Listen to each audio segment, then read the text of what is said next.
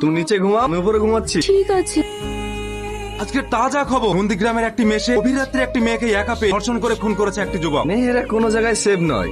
কি ব্যাপার, এত রাত্রে তুমি কোথায় যাচ্ছ? আমি এখানে শোবো না, বাইরে শোবো। কেন, খবর শুনে ভয় পেলে নাকি? না। ঠিক আছে, তুমি ভিতরে ঘুমাও, আমি বাইরে ঘুমাচ্ছি। এই মেয়েটা বিড়ালের মতো দেখতে। কি হলো? আমি বেড়ালের মতো দেখতে? না, কে বলেছে তুমি বাদরের মতো দেখতে?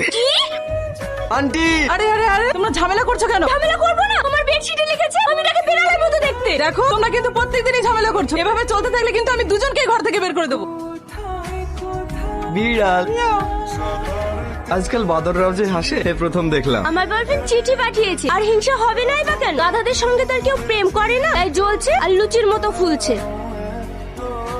তাই আমার জান কত ভালো। বাবা, আজকাল গাধারাও প্রেম করছে নাকি? আমার গার্লফ্রেন্ড কিন্তু বিড়ালের মতো দেখতে না, বিশ্ব সুন্দরী।